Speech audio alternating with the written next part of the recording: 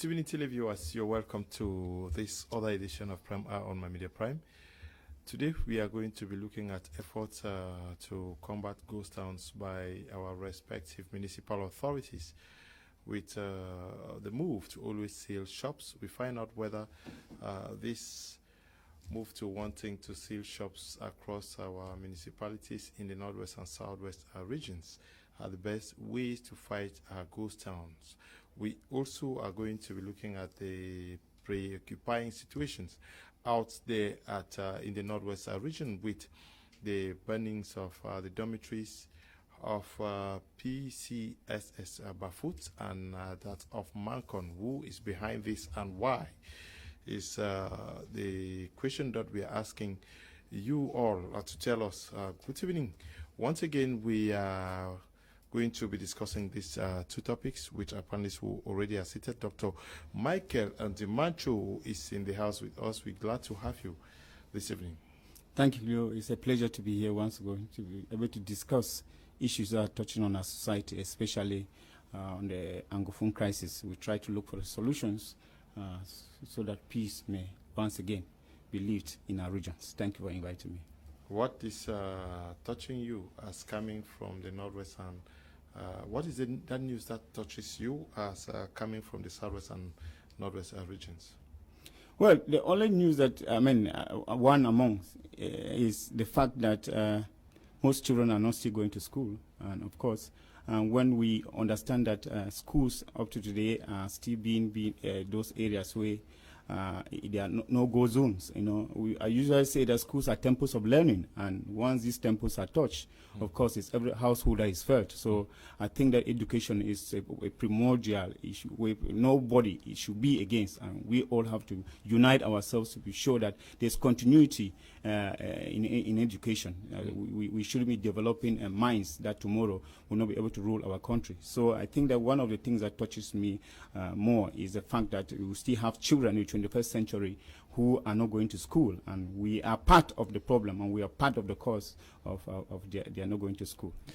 Okay, we tomorrow are going to be looking at the installations of the regional council executive by the governors of the respective regions in Cameroon. We also are going to be looking at the presidential decree appointing secretary generals across the regions tomorrow, but also we are going to be looking at the outing of both Ebenezer Kwanga and Ayabacho, who all have condemned the actions of the separatist fighters. According to these two leaders, the separatist fighters are rather going after those that they claim to have been protecting. So we'll look at these two topics tomorrow, but I want to get their reaction to this when you listen to Ebenezer Kwanga and Ayabacho Lucas today. Sincerely, I've not yet listened to that. Okay. Sincerely, I've not listened to that. They are out. Yes, I discovered that it's there. But I don't think that there's anything serious that they can be saying, because they are the ones that are playing this game behind.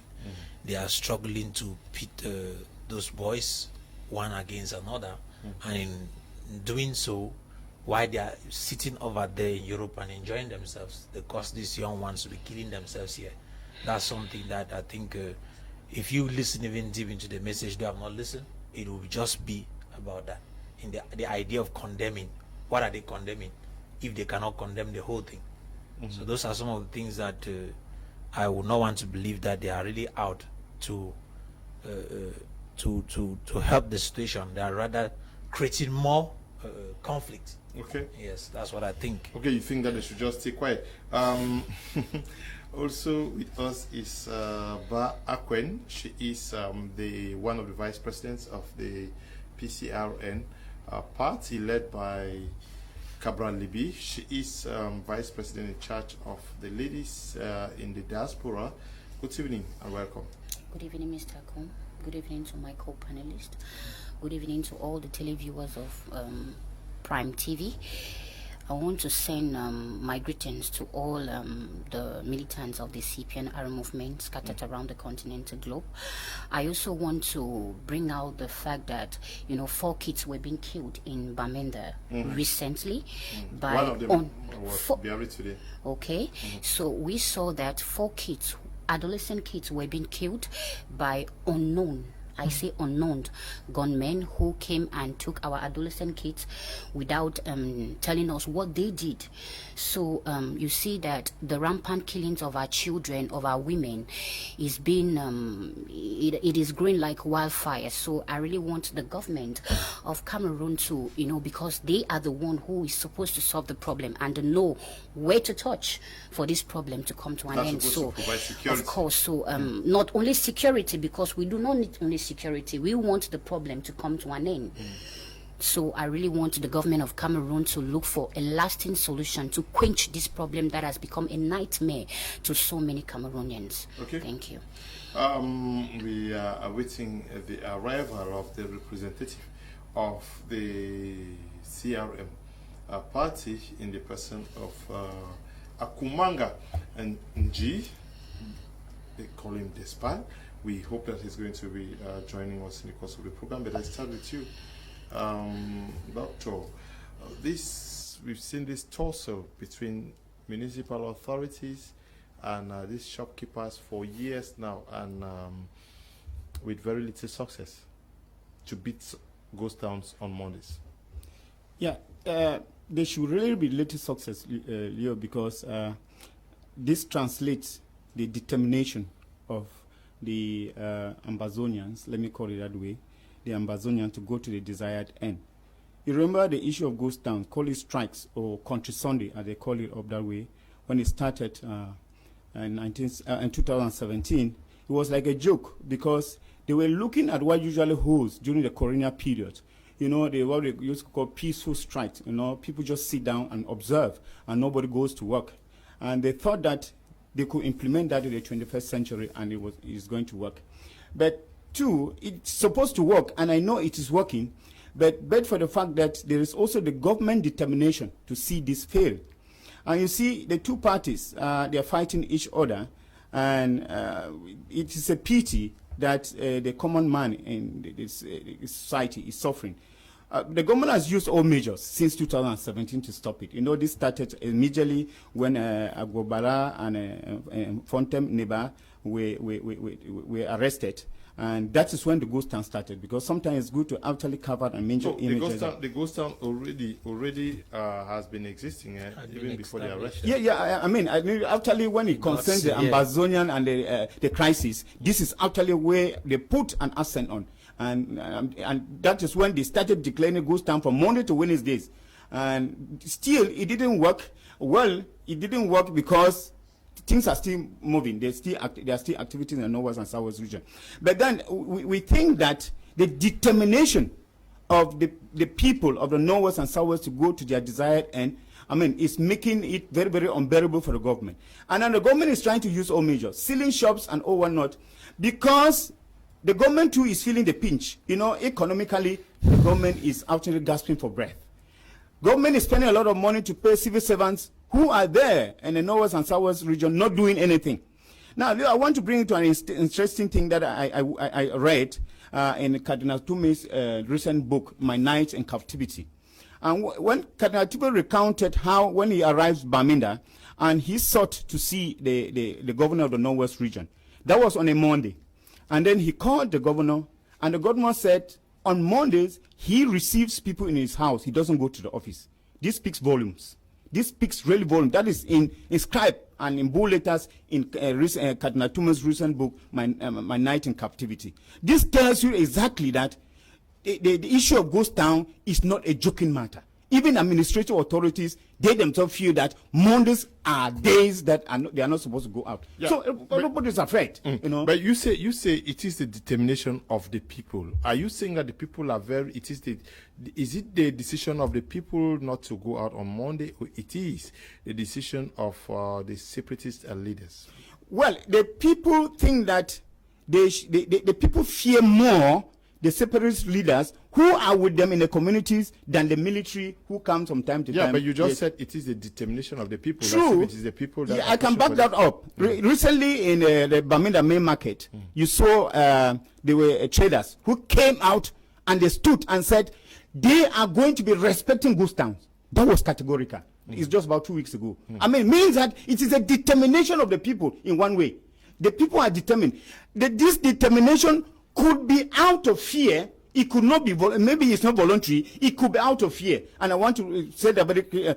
And how do we know a character? We know a character from what he says and what other people say about him. So if the people come out and say, we are going to respect the ghost town, I mean, totally. Did they not give reasons for that? They gave a reason because the reason they gave is that the administration not able to protect them. The administration not able to protect them because when they do not respect ghost town, what happened? The boys they come and maybe there's arbitrary kidnapping and whatsoever. So they feel very, very insecure more in the hands of the boys than in the hands of the administration. So, and that is why I talk more about the fact that they are feeling, maybe it's not out of voluntary will, maybe it's out of fear. So actually they fear the boys in the bushes. I do not think that it is total, it's everybody in the Northwest and Southwest who actually, because when we even look at the issue of ghost town, it's much more in the main towns. Bamenda, Buya, Limbe is out of that, Kumba and whatsoever. So but when you go into the hinterlands, when you go into the villages, it is not much more intense as what you see in towns. So we think that those in towns is an economic hubs, and we think that they in towns actually are making a calculation of their lives before their businesses. I take care of my life first before business. If you like, you lock my business place. But first is that my life has to be secured. And that is exactly what the people are trying to do. They are securing their life first before their businesses. And therefore, when the administration comes and they think that they want to frighten the people, they want to frighten them by locking their shops, they just laugh at them. Many people have tried. You look at Kmer. I mean, they are laughing up because you look at the late Kmer in Buya. He tried that and he left them. And the ghost towns are still continuing. I mean, the other mayor has come and is trying. And he's still intensifying. Go to Bamenda. Even the city mayor has come. He's trying. And the ghost towns are still continuing. So we think that it is in solidarity too. It is also in solidarity with the Anglophone cause. Because the people too say, we want this Anglophone crisis to be solved. Let the government after look for a way to solve the Anglophone crisis. Because calling off ghost town also means that after they have given up. And they do not want to give up so soon without having had what they were clamoring for. They at least want to have, a percentage of what they were asking for before they say it is off with the ghost town. So ghost town continues, and the government to continue to lock shop. And the fast is that they lock shops, and within days the shops are open because the government, these people pay taxes, and it is unlawful for government to lock their shops. I mean, if I decide not to go to work, not to open my shop, and I pay taxes, what is the government business in that? So I think that the government is just trying to flex muscles with people unnecessarily. I call this unnecessarily. The government shouldn't do this. It should allow the people, if they do not have the will or the strategy to solve the problem or to appease the people in their demand, they should just let the people do, and concentrate on the taxes that the people are paying. I think that does it. Yes. Professor Mark Anthony, is it the method that is used that is not yielding fruits, or the fact that the people are helpless? I want to say the people are helpless as well as the method is not a good method. Okay. Let me begin by talking about the method. Mm-hmm. It is practically not visible that because somebody didn't open his shop on a Monday, you should go close it. That is a wrong strategy. Touching a point where Dr. DiMancio spoke about the taxpayers, they pay their taxes. And as long as they pay their taxes, it is in their right to choose when to come open their shops. That strategy is wrong. That is why our late mayor in Buya tried that particular strategy and it didn't work. Some people will say it worked because the shops are open in some places. No, it didn't work. Because till now as we are talking, some of those shops are still not being open on Mondays. This strategy has for a very long period of time been used. No results have been yielded, but I still see mayors struggling to implement it. The other day in Bamenda, I think Bamenda 3, it was the DO that went out to close shops. I don't know if it has become the duty of the DO to do that. But that strategy is not working. You can't, at a particular period of time, join to afflict the people because you think that you need to force them to open their shops, because that's an affliction that the mayors and the DOs are actually infringing on these citizens of the Northwest and Southwest, precisely the business people. If they didn't open their shops on Monday, we come in now the fear factor. Most of them are afraid of their lives. Considering the fact that for a very long period of time, this is practically 3 years, that the kidnapping idea came in, where most of these individuals are being kidnapped. They ask for ransom, they pay. Some of them are killed. Some of them, their shops are burned. I've not heard since the start of this crisis that the shops of those businessmen that were burned had been compensated for. I've not heard that. As long as I think that I should, for one day, not go to business to protect my life, and I have the rest of the week to go for business, then I will better respect sitting in the house to protect my life and that same business in order to have a day to live, rather than go against. This is also to point another fact, Mr. Leo, that the fact that we are being told that the government has defeated the Amber Boys, and we still see insecurity on the streets, we still see people being killed, points something.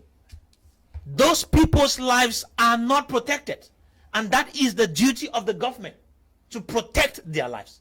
And as long as they are not protected, it becomes practically difficult for them to step out to go open their shops on a day when they know that if you open that shop, it is easy for those Amber Boys to come out and not only kill you, burn your shop, and even target your family. Is your life not protected? My life, I am in Douala. I'm not there. You see, I am not talking for the people in Littoral. Okay. I'm talking for the people in the Northwest and the Southwest. Many of those who have been killed, many of those who have been arrested, or let me say kidnapped, where was security? Where was security? Okay, they were taking the businesses that were burnt, Mr. Leo, why was it not protected from being burnt? So do you think that if you are thinking wisely, and let's just normal thinking person, will you choose to step out so that they should target your home and your family, and even target your business and burn? Or will you better sit at home, let that shop be closed? I prefer to sit at home, let the shop be closed, rather than step out and risk my life. Okay. These mayors under pressure from Yaoundé to deliver, to get these shops open, and do they measure the full weight implication of business guys opening their shops, to the extent that the business guys in Bamenda came out, I'm sure last week, in Bamenda to say we are not going to do it because we fear for our shops. Yeah, Mr. Leo, when we talk of ghost town, we mean something invisible. So when we talk of something that is invisible, it means that thing will come and go by itself.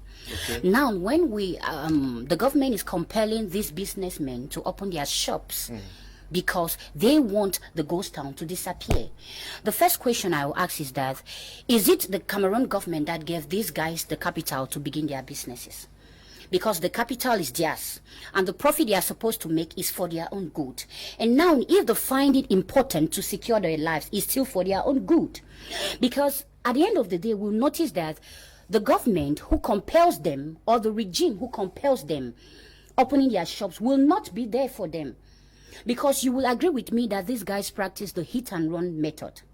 They practice the hit and run method, and when they kidnap these guys who have gone contrary to what they say, I will tell you, Mr. Leo, these guys do not go in for the ghost town because they want to. It is because they are compelled to. It is because they want to keep their lives in security and that of their children, and perhaps protect the little capital they have to be able to continue feeding their families. And let me tell you, Mr. Leo, in the Northwest and Southwest region, we always had the tradition of, we call it Country Sunday. Like in my village, we have the Country Sunday. Every village. Okay? It is a natural thing to us. We are used to Country Sunday. So these guys probably, they found it necessary, if not necessary for everybody, necessary for them to implement Ghost Town so that they make the regime understand that they are serious with what they are asking. Because this war is a socio-political problem and they have something they are asking from the government. Now, the government will not use short-handed solutions like compelling these guys or the inhabitants of the Northwest and Southwest region to open their shops. Rather, they should bring us solutions. We want this Northwest and Southwest crisis to come to an end. Not short-handed solutions or window dressings, because at the end of the day, you will notice that they are comparing powers. They are trying, because we found out that the Minat Atanganji was in Bamenda, and he said it openly that the government is winning the war. So we are going to deduce from his words that they do not have the population at heart. They do not have the population at heart. Rather, they are trying to protect their personal interests. How would you say that? If they had the population at heart, you will not tell me that a population who is under insecurity, and you know that after you compel them opening their shops, they will be kidnapped and perhaps killed. And even if they are being asked of ransom, it is their family who gives the ransom, not the government.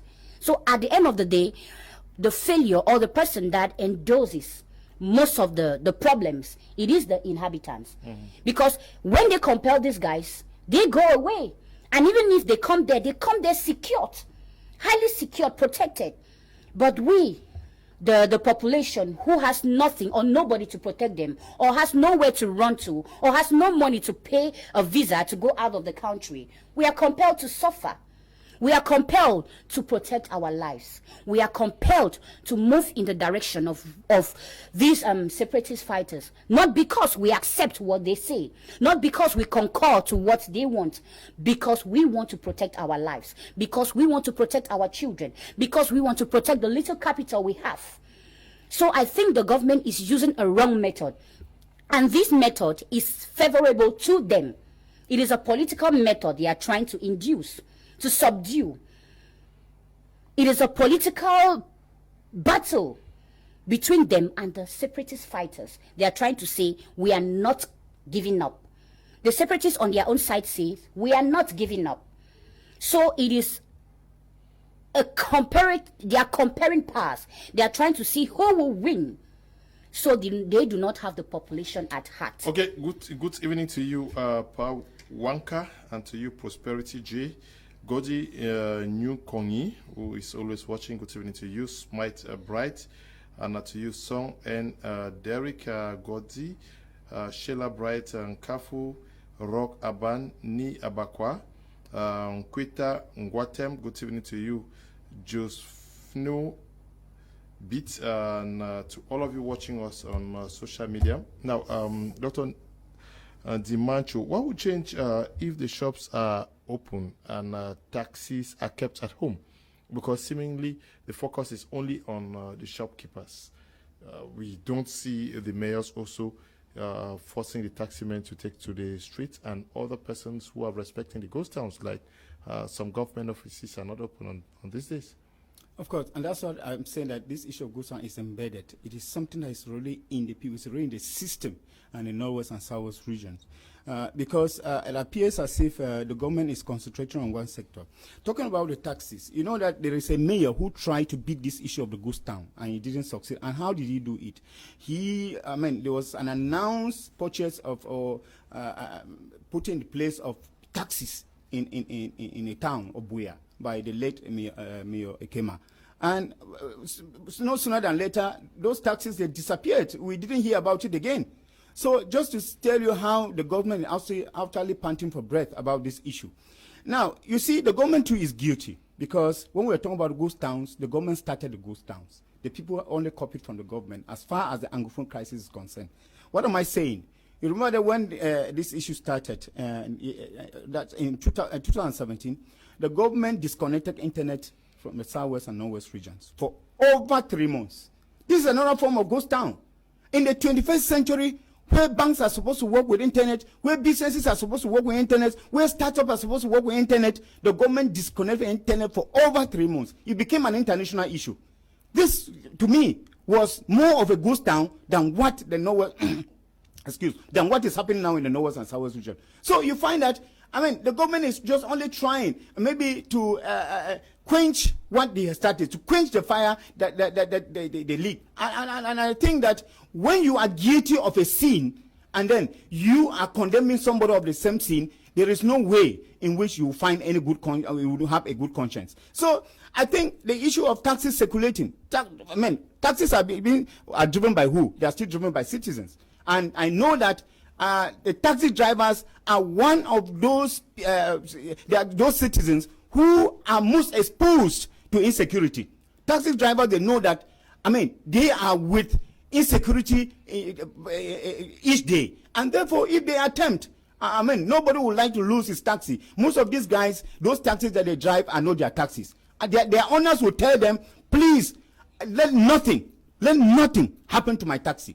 If you should respect, I'm sure that even the owners are educating the taxi drivers about ghost towns. Do not respect ghost town, because if you respect ghost town and my taxi is burned down, by the way, we have seen so many taxis burned down in towns of Bamenda, Buea, all those places by the Amazonians. So nobody would dare risk his life, risk his property because of that. And the government knows that talking to a taxi driver will be like throwing water on legs back, because I know even the taxi drivers, most of them are actually in solidarity with what is happening. When we talk about people coming out, for like in 2016, most of the people who came out with branches on whatsoever, let me tell you, there are people like the taxi driver and the bag rider who came out with a peace plan to be able to. They should be getting the economic pinch of the ghost town today. Of course, every measure they will have to measure up. Their economic gains with what is happening.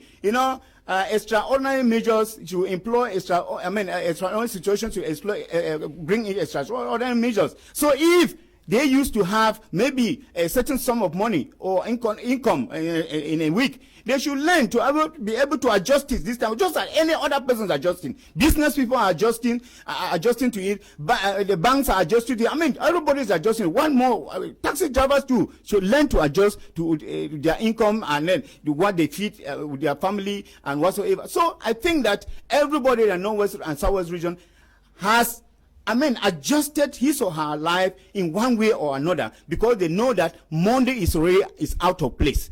And if people used to work, people used to work 6 on 7. They could still work 6 on 7. They leave Monday to be their own Sunday that they used to rest, and they work from, that is right, from Tuesday to Sunday. This is adjusting to the situations of life. Everybody has to. That is the situation that's right.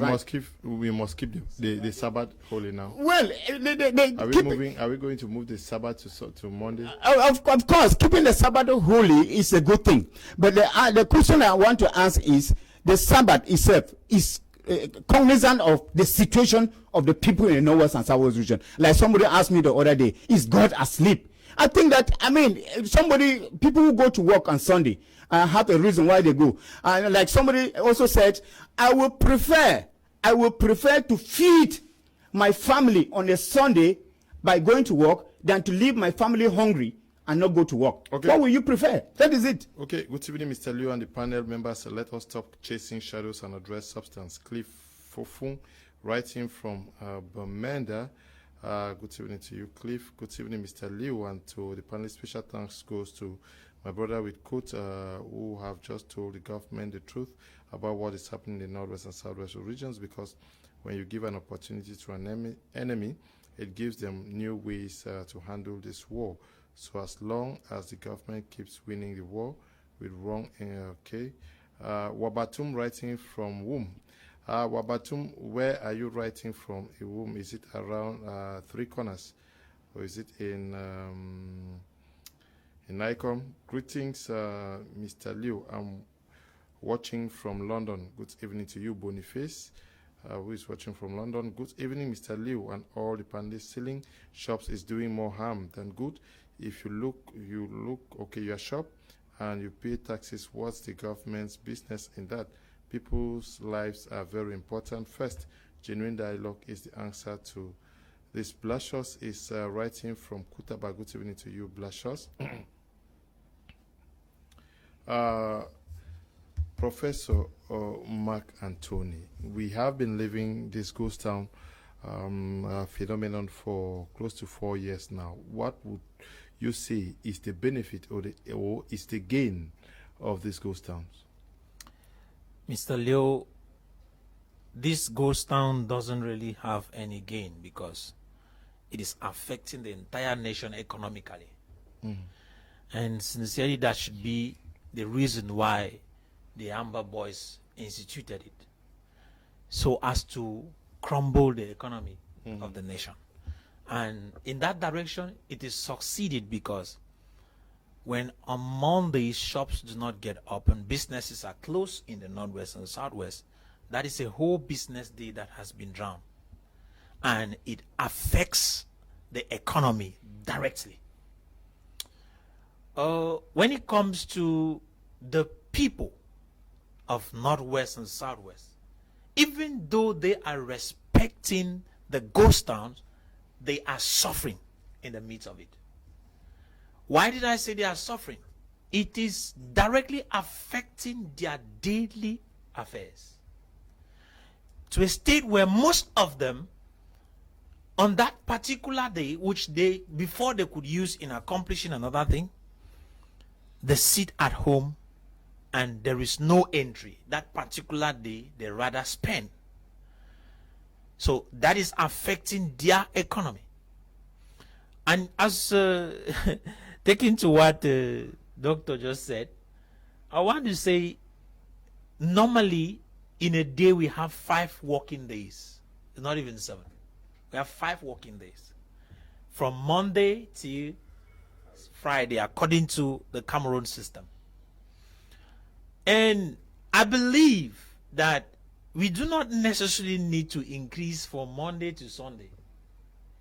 If things need to be in a balance, because I've seen that in some places, the DOs have instituted cleanup, where on Mondays they come out to clean the town. And work days continue till Saturday.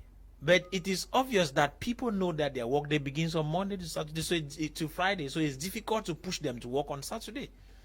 So, like I said, Mr. Leo, the economy of this nation, Cameroon, is greatly affected. And you can see it not only on the traders, you can see it everywhere around the nation of Cameroon. You hear business people in Douala complaining about what is happening in the Northwest and Southwest as affecting them directly, economically. You go to Bafut, the same thing. Even to Yaoundé, the same thing. People are complaining. Why? Because most of these traders used to leave, come to Douala, buy, go back, and there is this today, easy transaction. Today I'm here. I'm told that Mondays has become their purchasing days in Douala. That they buy on Mondays, so come and buy and go back, and they take off in the night.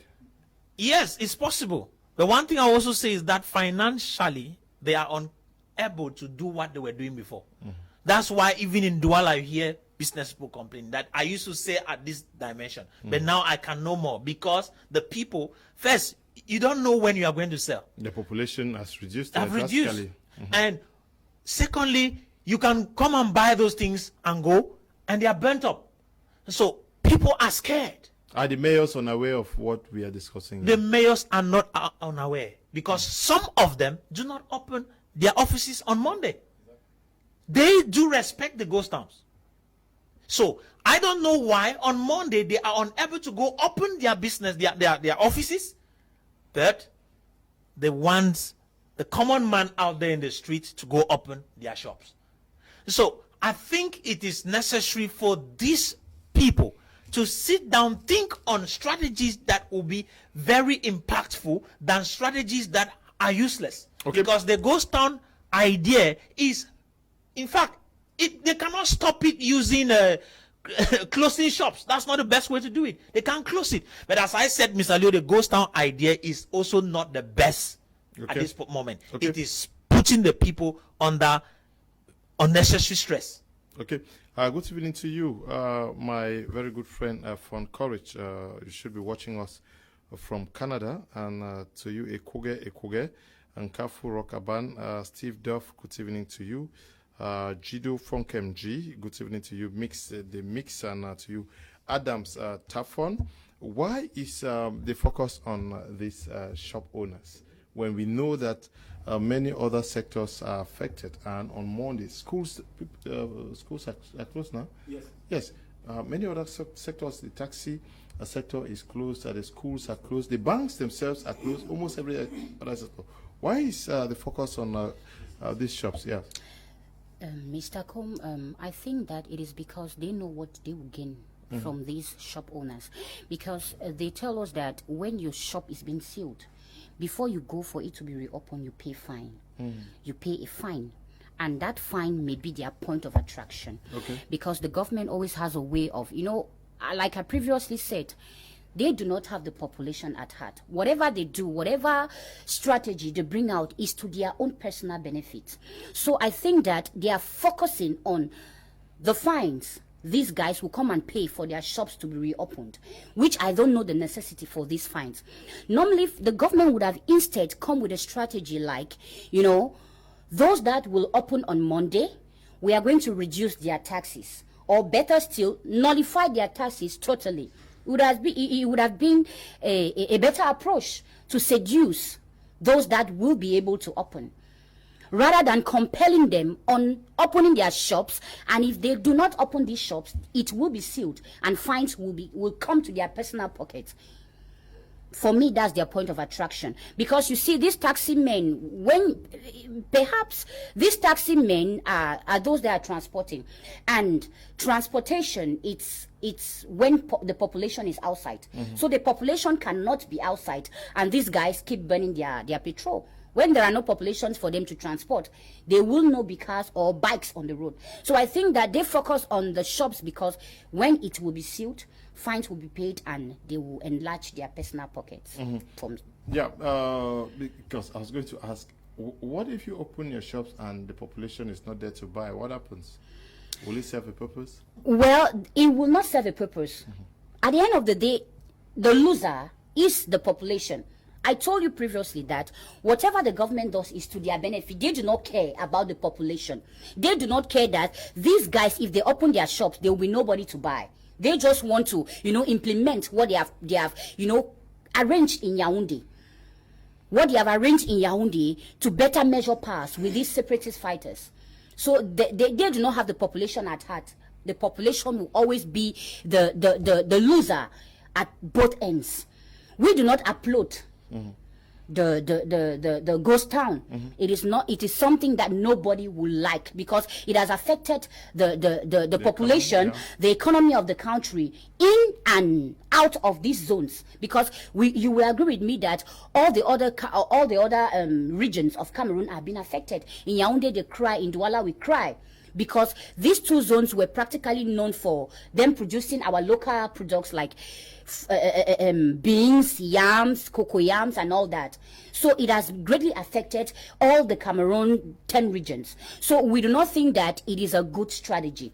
But we also think that these populations should respect for their own safety, for their own interests, personal interests, to be able to prevent these guys to come and burn their houses, kidnap them, and later ask them to pay ransom, which they do not even have the money, and the government will not sustain them at any point. Mr. Liu, I'm Sama Elvis in Douala, sir. The people in government spoiling this country are not up to 4% of the population of Cameroon.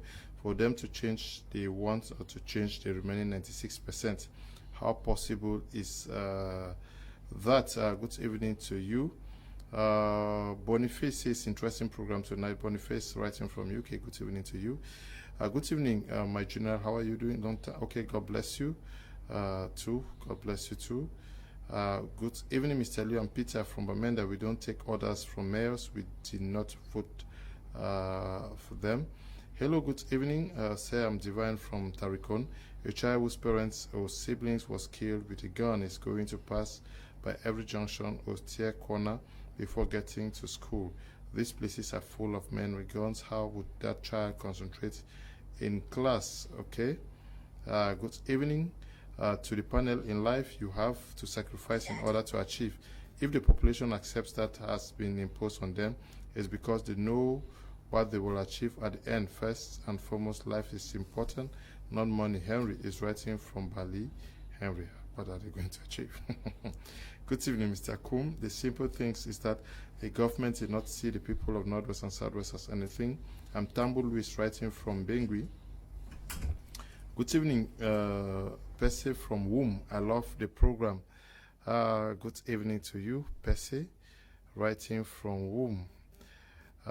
It is so disgraceful to see some of us who claim to have acquired good education act like puppets. This unreasonable act of theirs is a proof to show that they have run out of evil schemes. They are just confused because they know that the other side is winning. Never a day will evil rule above the truth.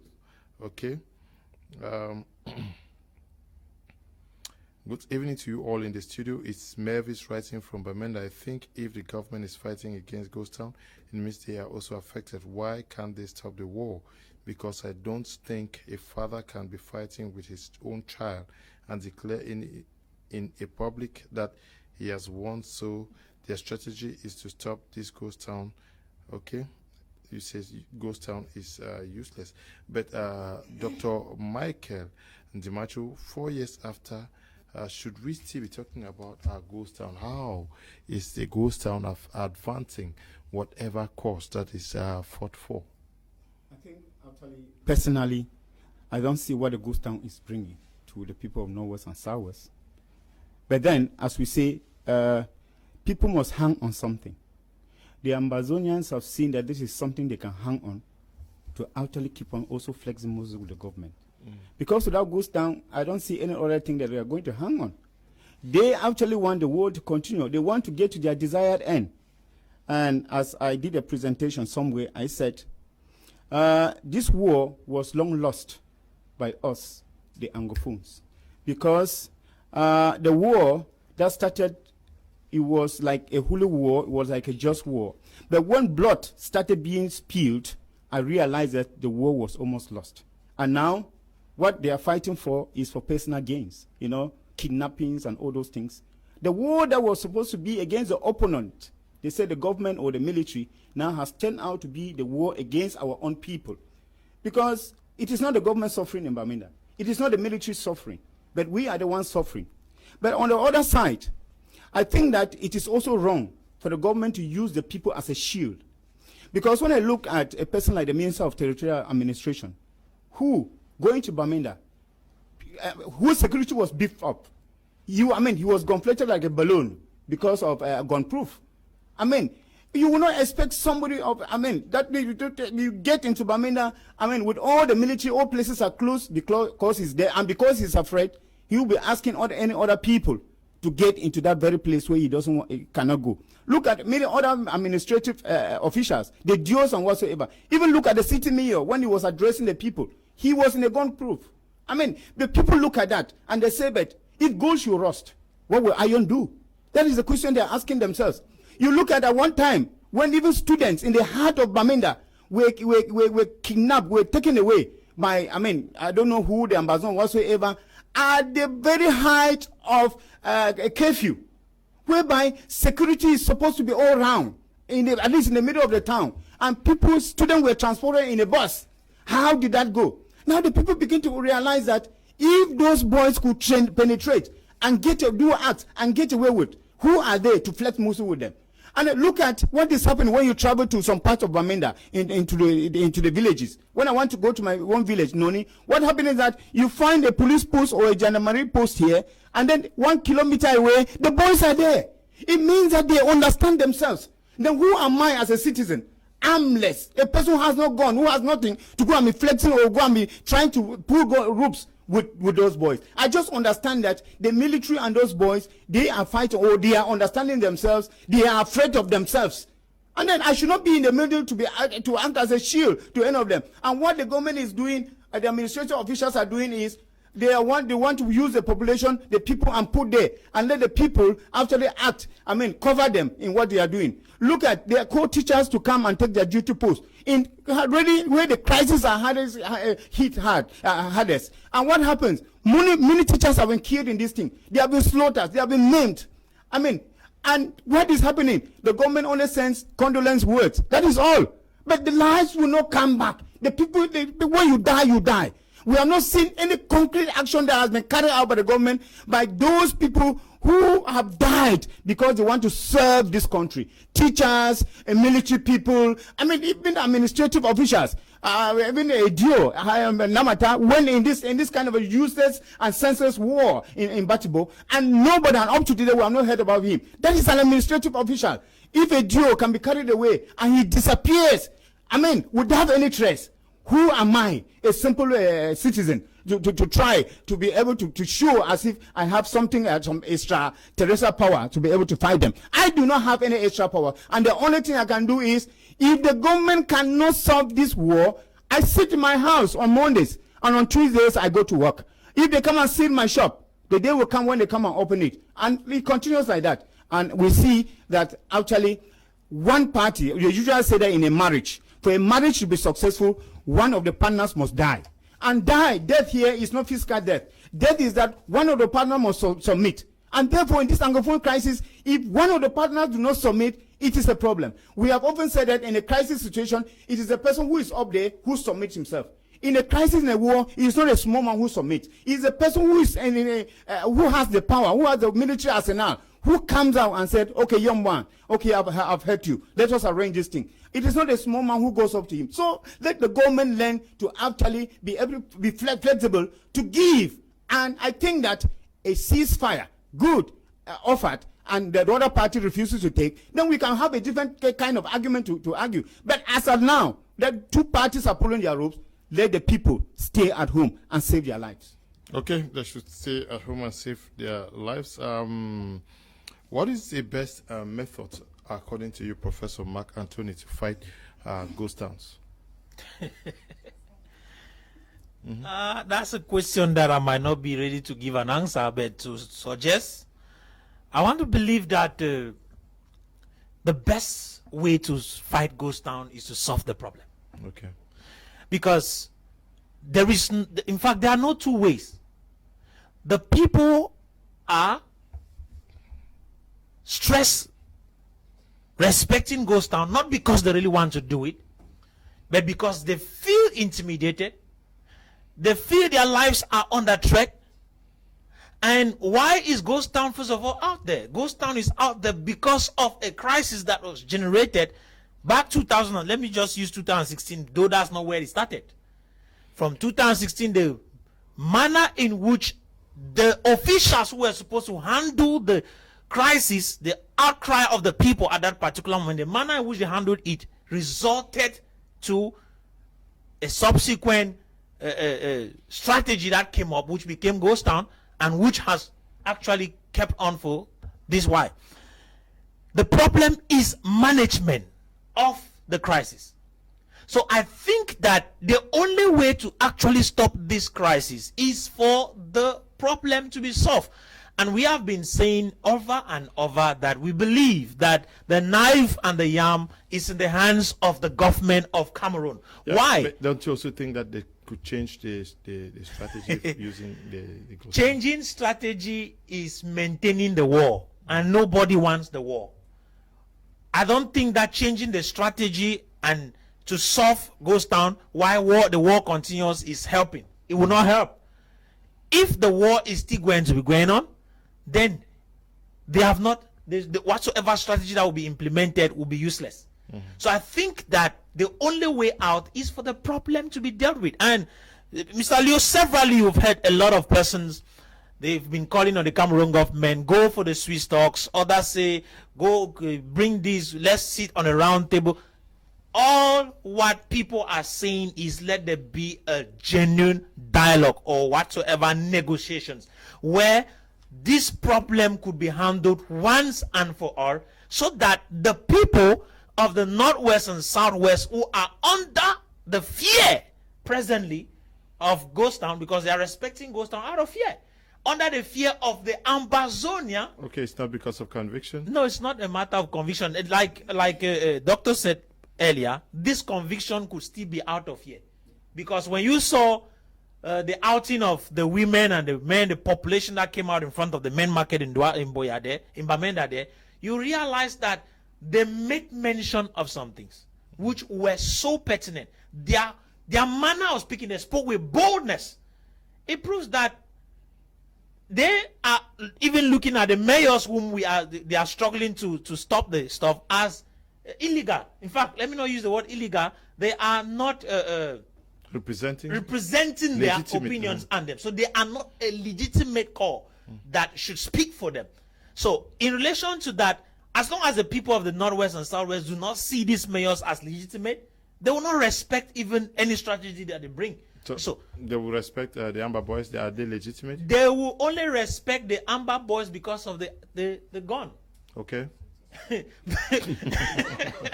The gun is one of the reasons why they will respect and stay in their homes. It's like we said earlier, the fear of death and the fear of destroying and burning down their businesses and targeting their families is the main reason why these people are not going to stop respecting Ghost Town. Whether the government goes up, come down, whether the mayors use what strategy. If this thing is going to stop, then let there be a dialogue. Then let this problem be genuinely solved. And when it is done, Ghost Town will naturally die. In that case, we have solved Ghost Town. And in solving Ghost Town, we have ended the war. So, I don't think, Mr. Leo, we should use any other strategy that will be able to stop the Ghost Town, rather than stopping the war that is taking place right now. That is the only means out. Okay, that is the only way out. Now, if people say they do not respect Ghost Town out of conviction, and they are afraid of, you say the Amber Boys? Yes. Yes, can the Amber Boys be above a population? Mr. Leo, the Amber Boys are not, they are not greater than the population. The population is always greater than any negative force. But the truth is, these Amber Boys are holding what the population do not have, which is the gun, the knife, the bombs, and all the other things. So that is the only thing that makes them succumb to whatever they say. It is not as if the population cannot be bold enough to denounce or say, we do not accept your Ghost Town. No. It is because they are under pressure. They are under a kind of pressure that is greater than them. There's a saying that says that if you see a rat running, it means something greater than the rat has pursued it out of his hiding place. So it means that that population that is suffering from the atrocities of the both parties is only compelled to do what they do, not because they want to, but because they are afraid to die, they are afraid to lose their properties, they are afraid to be kidnapped. And after, ransoms will be asked. And I tell you, the government practices what we call the petting method. Because when these guys are being arrested, or when these guys, or there's an atrocity that has been committed in these zones, the government will come and console you, perhaps the family, with a little money and perhaps with some kind of window dressing, like what we saw in what happened in PSS Mankon recently. We saw how the MPs of the other parties, the party on power, came and gave mattresses to these children. That is not what we need. What we need are solutions. And the government is not ready to give us that solutions. They are not ready to bring solutions that would better quench. Because at the end of the day, we'll notice that the government is playing politics.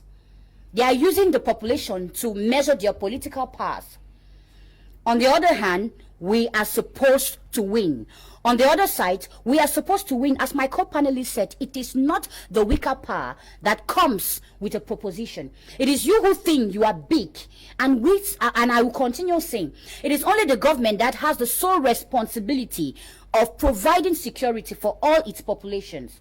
It is not the separatist fighters. Okay. So whatever we cry, we are crying to the government who is up there. So the government is supposed to bring out a solution, like a compromise. Like my brother said, in a marriage, when we say positive and positive, they do not attract. It is positive and negative that attract.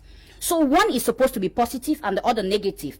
And we want the government that is supposed to bring us solutions, to bring us that positive charge that will attract with the negative charge of the separatist fighters, which is bringing out, announcing an inclusive dialogue. Because they know who to call. They know which finger or which button to press for this crisis to end. But they do not want to. Because they do not want to compromise. Because there are some officials or there are some people who are gaining fatly from this war on the both parties. So I think we should, or the government should provide solutions for this crisis rather than bringing out window dressing solutions like compelling the population opening their shops. Compelling the population, open your shop. If you do not open, I fine you. Where is the fine going to? In their pockets. So they always have a way of, stealing money from our population who do not have. Okay. At the fact, Elvis, it's not always easy to sit here and talk to the population. So let's be kind. Please, Anyangui Benz, good evening to you. Governor Itush, good evening. To you and to UJF Fifth and to all of you watching on social media. Dr. Michael Dimacho is how has the ghost town help the crisis? If it's not helping the crisis, like you said earlier on, why is he hang onto it? Is it that there are no other strategies to use to compel government to do what the other side wants? You see, many other strategies have been tried, but I think that the ghost towns engulfs all the other strategies, because there was a strategy of stopping children from going to school. Mm-hmm. Well, that was respected, and that is still being respected.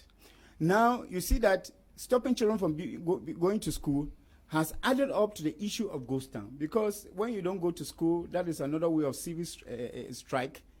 You are preventing children from going to school, and you know that the government actually has a primordial role to educate every child of the society. Mm-hmm. And therefore, when you stop the children from going to school, it means that you have defeated this government duty, this government responsibility to educate the children. And of course, the international community is looking on to you and asking, but what is happening? Now, secondly, there is the issue of businesses not working. Yes, that is their joker card. And they say if the businesses are not working, even the government offices are not working, and the banks are not working, it means that the economy is down. And one of the intentions of these boys in introducing the ghost town was that they want to cripple the economy in the northwest and southwest in order to gain control. That is their reason. Their reason is that they want to take total control of the northwest and southwest. And now, their first fight was with the military, the administrative officials, to say that the first thing was for them to go back to La République, as they call it.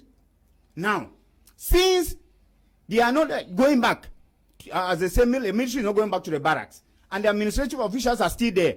Okay, we are going to use this other method of ghost town and say, okay, if you are in the northwest and in the southwest, you have to know that we are in command on this particular day.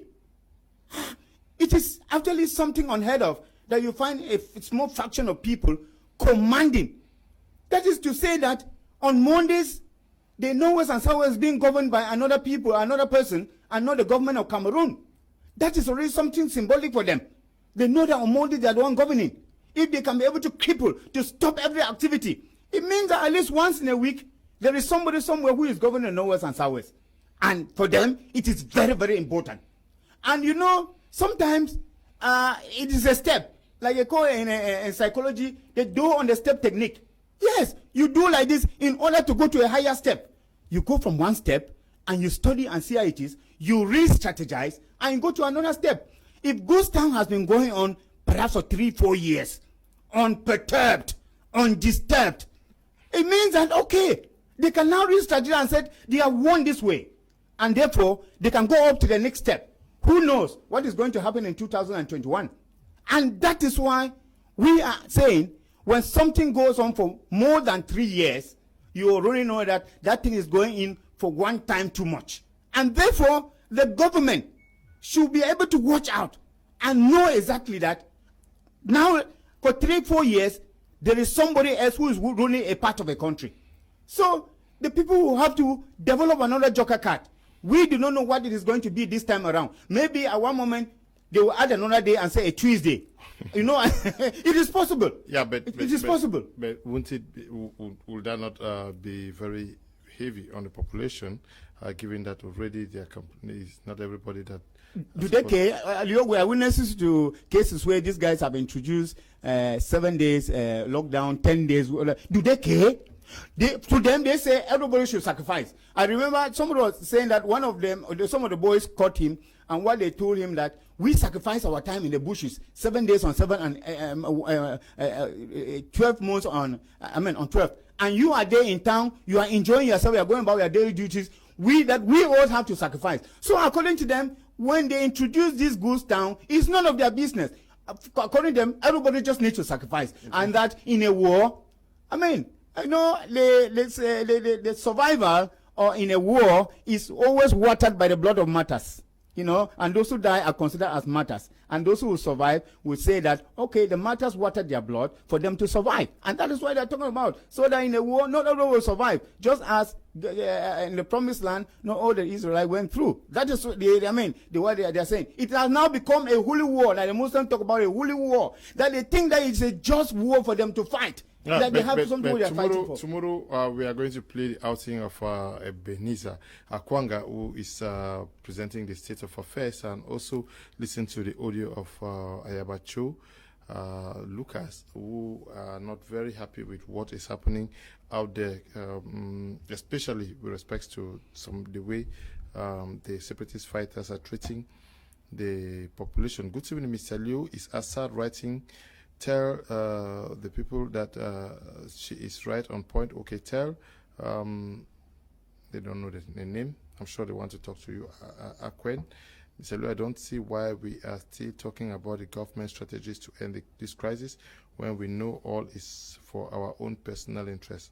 I've asked her why not turn attention now on the separatists and the leaders in the diaspora. Don't they too have something to say? Okay, Assad says, yes, all of us in the studio are blaming the government, but seemingly nobody is holding the separatist leaders to account when the separatist leaders themselves are holding the boys to account. Mr. Liu, not to twist words, there is none of us who is happy with what is happening. Exactly.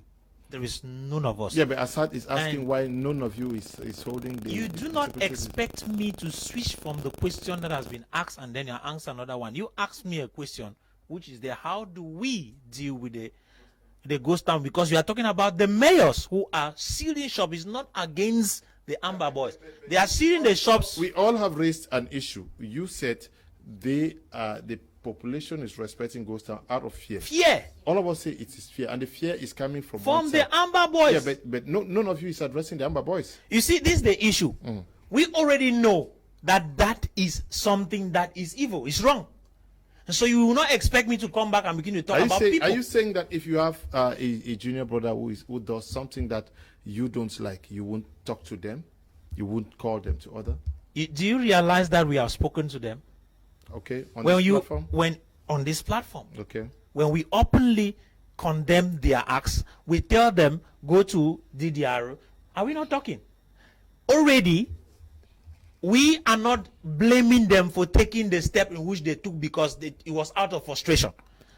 Most of them acted out of frustration and picked up guns and went against the state. That was a situation that came out of frustration. And when I want to talk now to them, I look at the people who are dead. They killed my uncle. They killed my uncle. Not only my uncle, there are people that have been killed, neighbors. And so in such a case, how do you expect? My wife was shot on the stomach. These things make me angry. But at times when I want to talk, I look at the faces of those who are actually doing the act that they are doing right now. I look at those who have the solution to the problem. I will better talk to the person who have the solution to the problem than to the person who is acting out of frustration. We have some guys who are sitting in Europe right now, like you just mentioned, Ayabacho and Kwanga. Those are people who are the ones who have been behind this, pushing it. What are they struggling to say now? They have been feeding fat from it. And all of us, we have sat on this same platform and said, they sitting out there, they are manipulators. And that is the same thing they are still doing now. They are manipulators. And as long as they keep manipulating, these boys who are out there frustrated, most of them joined this thing because there was no way to go. They were afraid of the fact that young boys at that particular time were the target. A lot of young boys who joined this thing knew that their lives were at risk. So they went out, and some of them went and picked guns. Those who could not run away from the environment. So if I want to talk, I will be talking to those boys who are sitting in Europe. They are the major reason why these boys are misbehaving the way they are misbehaving right now. And so when they come out and say, I do not like the way they are treating people, it is because of them that these people have taken this wrong direction that they are taking. So instead of pointing fingers and talking to these boys, let them look for a way to sit down and solve the problem. I also think that if Ebenezer Akwanga and Ayabacho have the courage, let them face the government and tell the government, okay, we are surrendering the whole issue. One day it should be solved. Rather than sit and point fingers on the wrong people. Because those boys are in those bushes fighting not because they wanted to. It is out of frustration, Mr. Liu. Good evening to everyone. I love the way Mama is talking. The financial issue is the backbone of this crisis. The Muslims, especially the Mururu Fulani people, are the highest victims because they live on the hills. Those are not making it easy for them. Musa is writing from Bamenda. Mr. Liu, I would like you to know that out of Bamenda, a bottle of beer is 650 francs. But in Bamenda, it's 800. Who is suffering? Mr. Jonathan is writing from Bamenda. Greetings to you, Leo, and all the panelists are from Che Socrates in Boya. Ghost towns open non-violent means that the populations are expressing their total dissatisfaction with all the wrong approaches to solving the Anglophone problems of war. If the right things are done, ghost towns will have a natural end. It can't be ended by force. Okay. Good evening to you, Socrates. Hello, good evening to you. Good evening, Mr. Liu. Just say congratulations to all of you guys on air. You are speaking the truth. Good evening, Mr. Liu and panelists. I'm enjoying the program. Good evening to you. It's really educative. Keep on. It's Lizzie writing from Angenicum. Good evening, Mr. Liu. Just to say congratulations to all of you. Good evening to you, Mr. Liu, and the panelists. It's Boris writing from Big Mankon. Moving about on Monday is very risky. Even the military will gun you down on Mondays. Hi, Liu. These mayors are really using a wrong formula to solve a complex situation. Mr. Leonard, good evening. The program is very interesting. In Bafut, the main market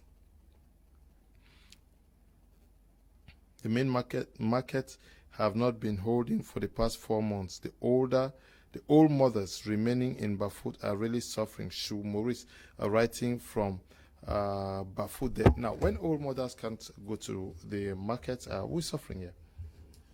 Mr. Leo, before the markets have not been open for 4 months. Yeah, sure. It's terrible. It's terrible. And Mr. Leo, before I answer your question, I would like to answer the person that said we haven't been denouncing the separatist fighters. You know, when I spoke, I said you cannot associate a negative and a positive charge. And when I also said, I said that these guys who are in the bushes and their how do they call it, their ghost town is not being uploaded, it means I am trying to throw out a message to them. You must not say it directly. I indirectly said these guys or the population do not accept the ghost town because they want to. It is because they are compelled to. And I said we do not upload the fact that ghost town has been implemented in these zones. It means I am trying to send a message to these guys that it is not a good method. And let me tell you, Mr. Liu, those guys in the bushes, they are very ignorant. They are ignorant. They do not even know what they are doing, to me. Because they are being excited or they are being brainwashed by those that are in the diaspora. These guys are just there because most of them are frustrated. Because most of them lost maybe one member of their family, or most of them are not financially independent. And these guys out there promise them some money, join this thing, and brainwash them. Because you understand that the cause for which this crisis started is not the same. It has changed. And these guys continue fighting. It means the cause for which they are fighting, they do not even understand it. For me, I cannot really send an accusing finger to them, but I will send an accusing finger to those who are brainwashing them in the diaspora. They sit there, enjoy with their families are going to school, their children are enjoying pleasure, they enjoy freedom, but they incite innocent boys who are ignorant in taking guns against their own country, taking guns against their own mothers, against their own brothers, against their children.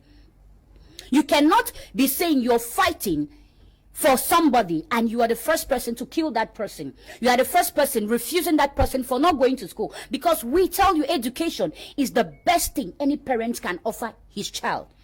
Now, if we refuse our children not going to school, it means we are raising a generation that will be so ignorant. And tomorrow we will be held accountable for that.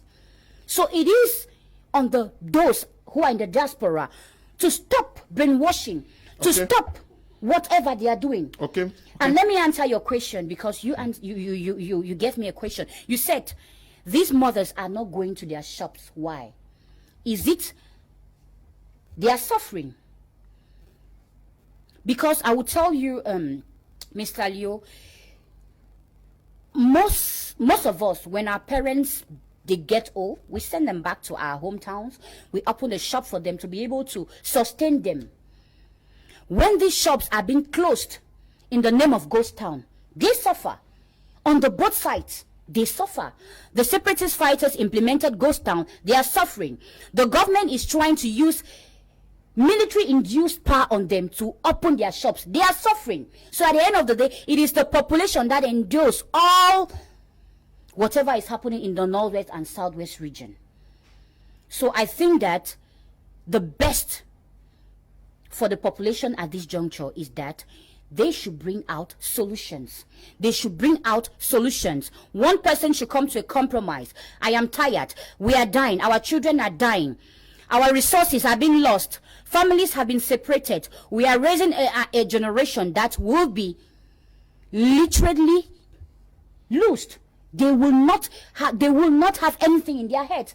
We are raising a generation that will be, how can I say, brutal. Because these children that are in these zones, mentally they have been when this war will stop, I tell you, Mr. Leo, we are supposed to re-educate them, because they are living a lifestyle that is not normal. Because I had a child that came to my house and said, when a little noise, even a taxi, she's afraid. It means her mentality has been formatted to the fact that she is no longer normal. So we are supposed to re-educate these children when this crisis will come to an end. There is a lot of work. So we want this war to come to an end so that our children, our mothers, and everybody will find stability. Thank you. Okay. Now, how do we effectively get out of the ghost towns? You go with the proposal of Professor Mark Anthony that the issue is to solve the problem, definitely? Yes, we should solve the problem. And to come back to the fact that sometimes you said we are not talking on the, condemning the other side. No, I was quoting somebody who wrote. That's right. Yeah, because they personally to know that when I started my discourse, I said, when this war started, when this crisis started, we thought it was a just cause, and all of us, we thought we could go peacefully. But when blood started being spilled, I knew exactly that we are gone out of the norms and that we are not going to go anywhere. So up to now, most of those boys, I don't even want to overblame those who are over there. Most of these boys, they are dependent on Odeshi now to be able to trap, use it to trap those they call black legs or red legs. It is their issue. So I think that they need to take responsibility for what they are doing, and I don't think that these boys, if they are in their right senses, they're doing what they are doing. Actually slaughtering people in broad daylight. I think it is out of a result of uneducation. When they smoke the weed and all of this is what is acting on them, and I think that they are also asking themselves, when we come out, what will become of us? They know where they are standing. So, talking about the solution to the crisis or solutions to the issue of ghost towns, I just think that in one way or the other, let the administration try to put themselves in the sight of the population at least for once. Trying to put themselves in the population doesn't mean that they should support what the Amber Boys are doing. I think they should be able to feel the pinch of what the population feels when they go and open their shops on Sundays. And now, they should ask themselves, if the population is afraid of opening their shops on Mondays, who are they afraid of? And what do they think opening their shops will affect them?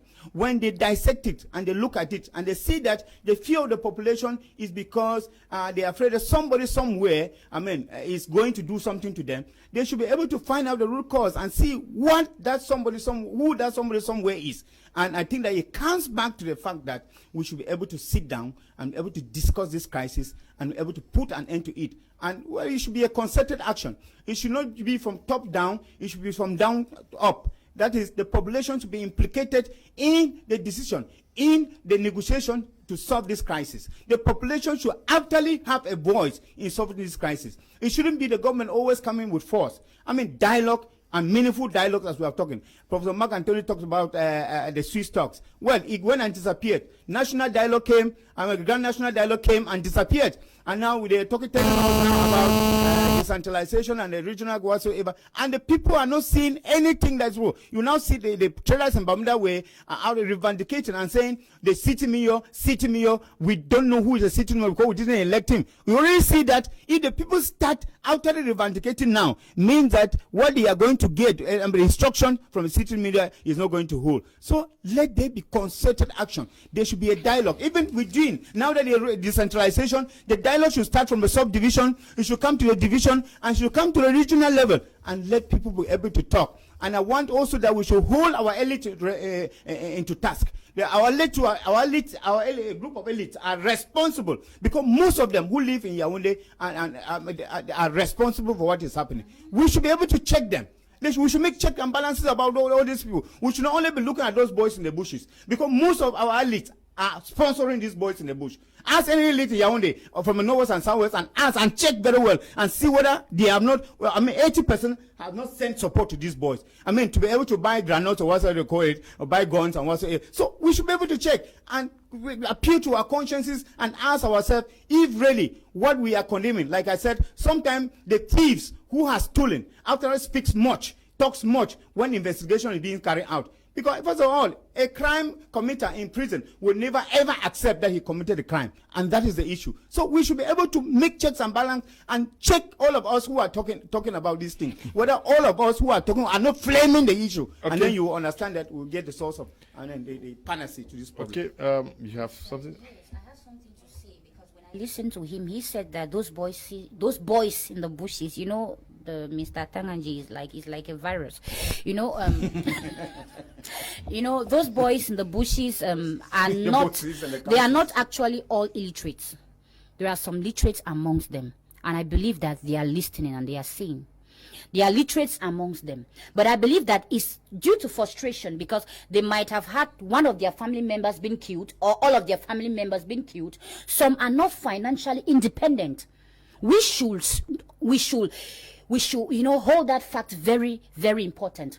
The process, the fact that most of our youths in these regions are not financially independent or were not financially independent before this crisis started, and you know, those brainwashing them, propose them some money that if you join this noble cause, in quotes, according to them, we will be able to know, care for your family, give money to your mother, or give money to your brothers and sisters, and you take the gun against your own people. I think that's very important. I'm intervening in this case because I want to say a lot of people did not join because they were actually paid. A lot of people joined because they were hit on one point or the other. Yeah, you see, she raised the issue. Yes, of we are conscious. We are conscious of the fact that on the 1st of October 2017, there was total bloodshed that was announced. Though the minister came out and said about 4 people died, that was the beginning of anger. People had gone out with frustration. It was not well handled. Then killing started. Yeah. It caused a lot of persons to get off hands. And when it happens, young people were being targeted. And as long as they were being targeted, a lot of people got fear into their hearts. And so that's why I said a lot of them got into the bushes out of frustration. Yeah. Some of them thought it was supposed to end within a short period of time. And it is true that later on, some people were promised money. Exactly. And they joined the whole issue. But we are not doubting the fact, because some people are thinking that we are ignorant of the fact that the shooting started from the military side. We know all that. But that does not mean that when a wrong is done, we should support the wrong with a wrong. No. You don't solve a wrong with a wrong.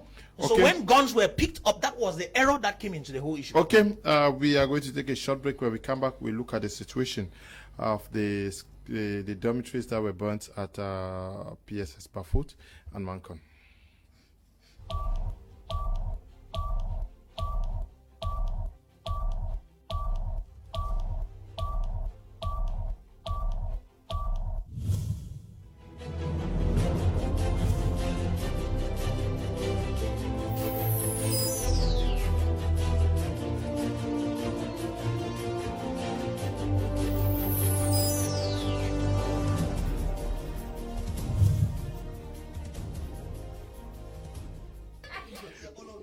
Well,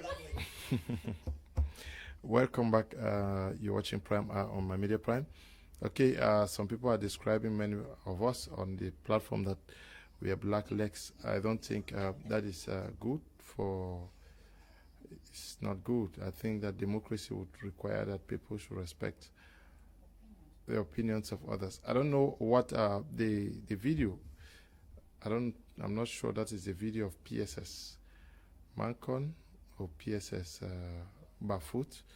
It appears that is Sase. That video is misrepresenting. I will not want that video, please, Eli. We rather use the same videos of what we were discussing and not these ones. The videos I'm seeing behind me are the videos of Sase. I will not want to be used, to be accused. Okay, we can have this. Now, when we, you spoke last? Yes. Now, there was a situation in PSS Bafut 2 days after we had the case of PSS Mankon. Is it just coincidence that these dormitories decide to take flames?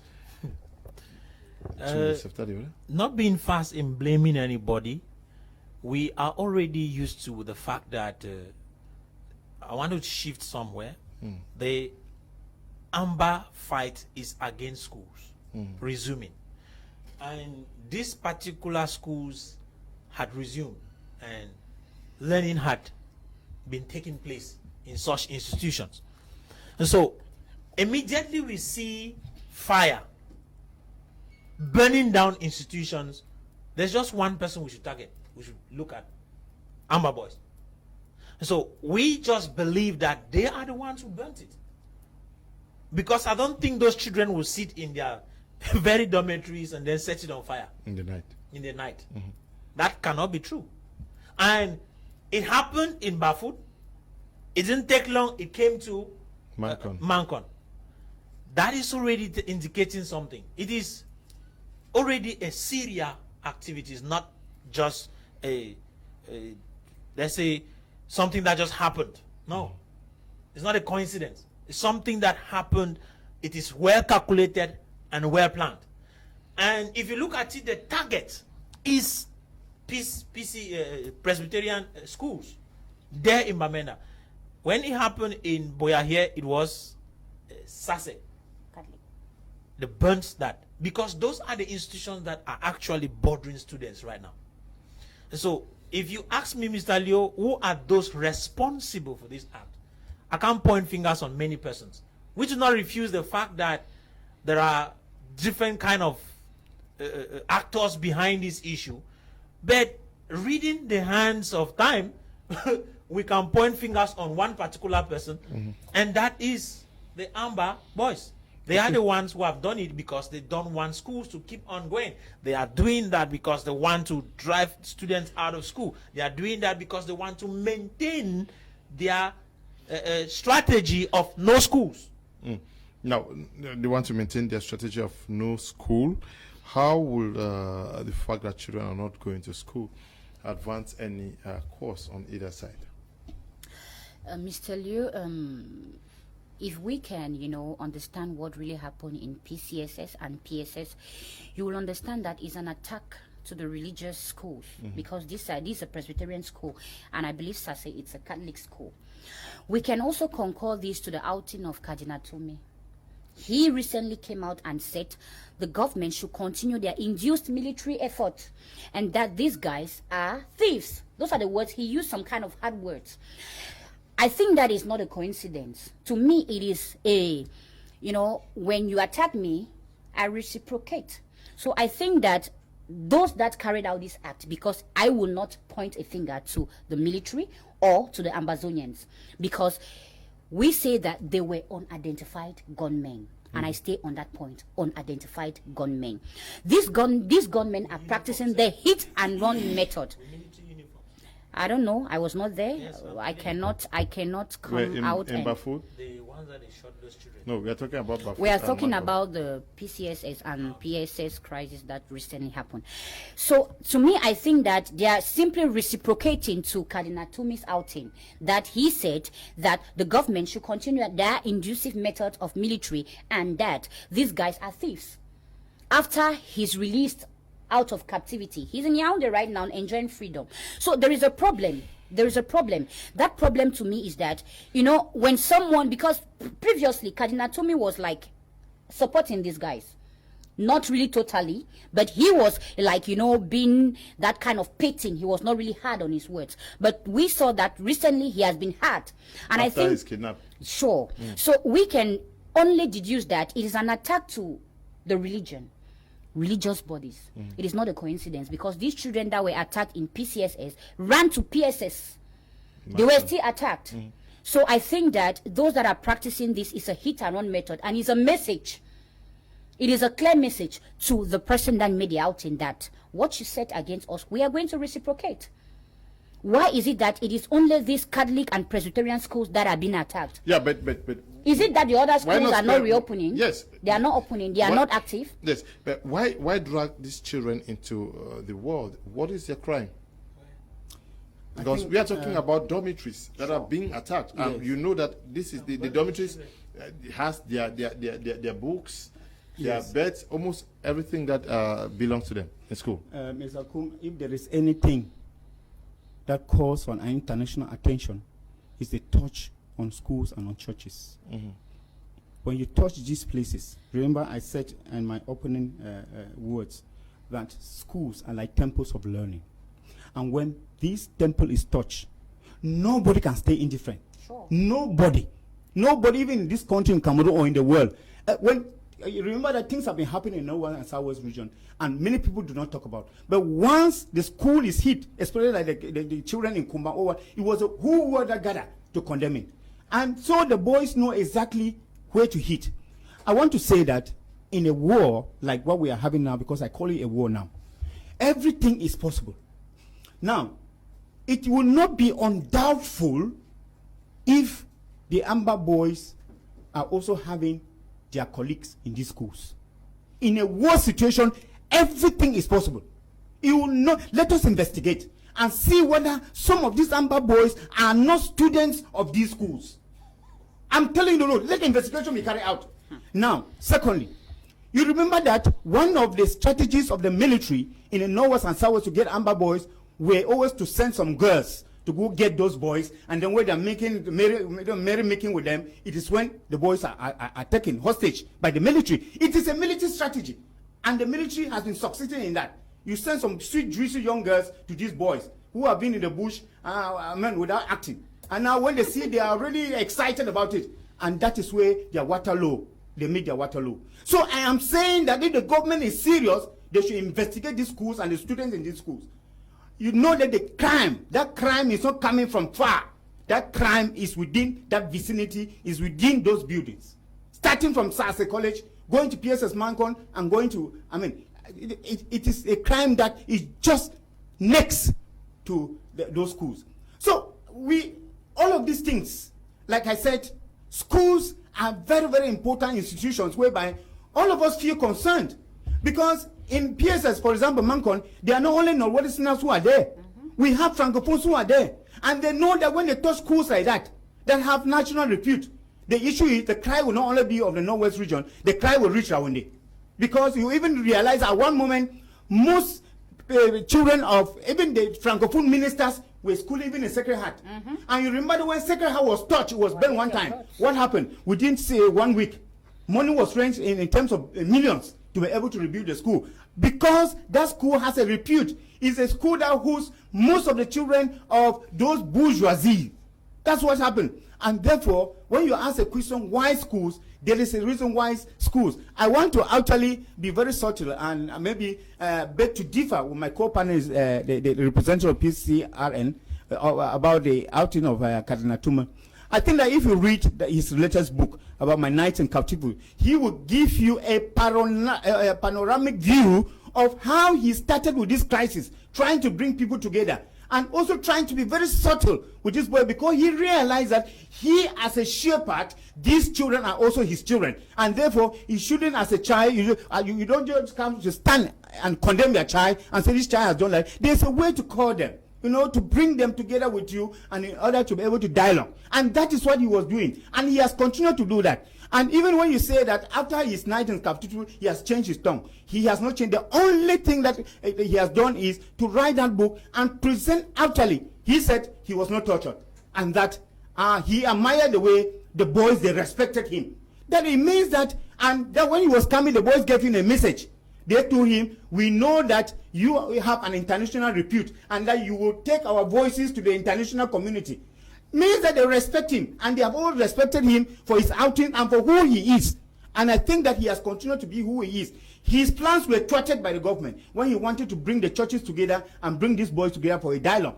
The government refused. I remember a mayor who said, even the government gives authorization to him, he is going to refuse the conference from Huli Mbuya. Where is the mayor today? You just know that sometimes it's not good to flex monkeys because all of us are passing. And therefore, schools actually per se, that these children have been asking, that these boys have been asking, school should not go on. Succeeding to burn down a school for them is success. Even though negative success on all of us who are condemning it, for them they find it and they rejoice. wherever they are rejoicing. Just as when they kill somebody and say it's a black leg, they kill and they film and they send to the world, they are rejoicing. And I continue to ask a question: are these boys in their normal senses? Then they kill somebody in broad daylight and then they film the person and they send to the world how they are butchering somebody. And if they can butcher somebody, what is a dormitory that they burn down? We are only happy that students are not touched during this the burning. Then it would have been a different thing, and therefore it will not end there. I think that security should be beefed up in all of these schools. That is my question to you. Does it raise the issue of security in those schools operating in the southwest and northwest regions, especially the schools that are hosting students on campus? Mr. Leo, schools don't go properly when military people are holding guns and turning around the school. I remember when we were schooling, fortunately for us, we never saw any military person around us, and it permitted us to have a good environment to learn. We are talking today about beefing up security around schools simply because of the fear of burning down schools. And I think that it is not a solution to protect the children, because it could rather become another strategy to kill those children more. Those are the places where the Amber Boys want to attack. As long as they see military people instead there, they want to attack the school. And once the schools are attacked, let me use the word, when the military who are around the school, protecting the school, are attacked, those to suffer are not the military people, but the students. What are you saying? That schools should not be secured? I am simply saying that let this problem be solved once and for all. If the problems have to be solved in the next 1-2 years, are you saying that the children should not be in school? I had earlier said on this same platform that there is need for a buffer zone to be created, where learning will be very, in fact, there will be no stress around there. When a buffer zone is created, both the Amber Boys and the military should respect that area and allow students to learn. A buffer zone is a well-protected environment where learning will be done without any military incursion nor Amber incursion. Protected by who? Mr. Leo, it's a school. If we have to go by buffer zone means that it is a zone where the military and the Amber Boys, they're not supposed to go there. Yes. Now, internationally speaking, when we look at the international conventions that regulate wars, is the school and hospitals, are they not be buffer touched? zones? They are not buffer zones they already? are not supposed to be touched. Yeah, so. But in the midst of towns, as long as shooting is taking place in the midst of town, those schools are still in the midst of town. Yeah, but what if you create a buffer zone? What is that guarantee that somebody would not stray into it? That is why I said it is supposed to be an agreement between the two forces fighting on the ground, that let us keep these children out of our fight. We create an area where they can go to school freely. Why not just say that? Let us agree. Nobody goes to schools and hospitals. That is something that will not happen, Mr. Leo, because I have seen military enter hospitals. Yes, to check for I have seen Amber Boys enter hospitals.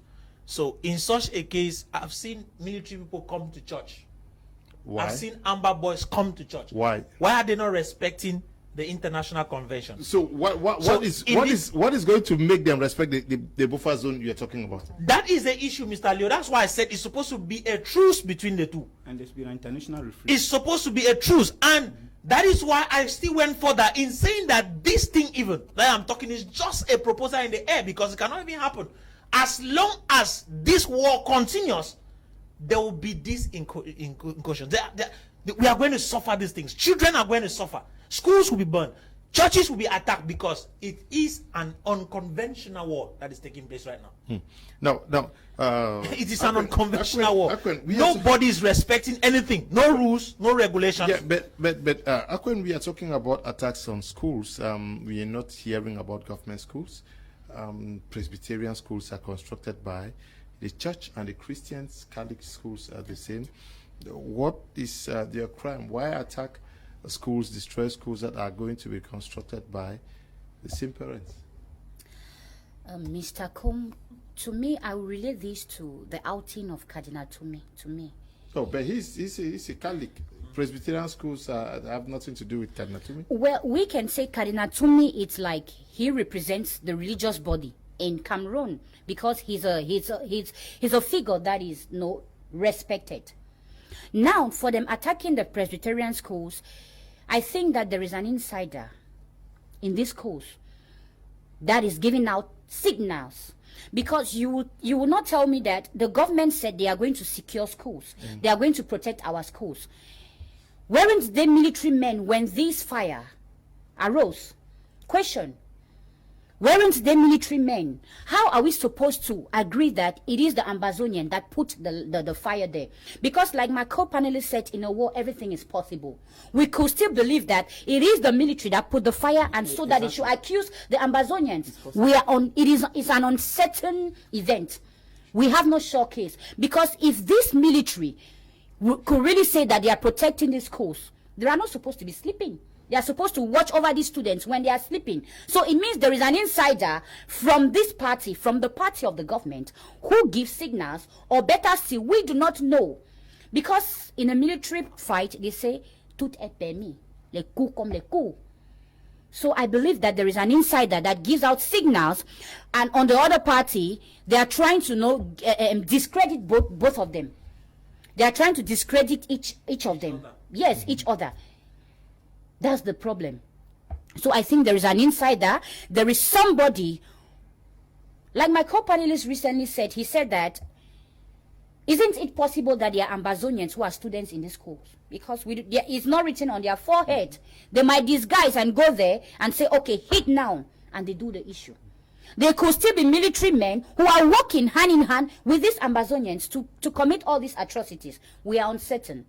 So we are waiting for the, how do they call it, investigations, and the results will be meted out. The moderator issued a communique yesterday, but the communique came 2 days after the incident, and I remember that many media persons raised raised concerns, because when it was the case of Sase, just minutes after, I remember we received calls from that college that we should come immediately so that they can situate what was happening. But it took more than 2 days for the PCC to tell the population that the investigations have been open.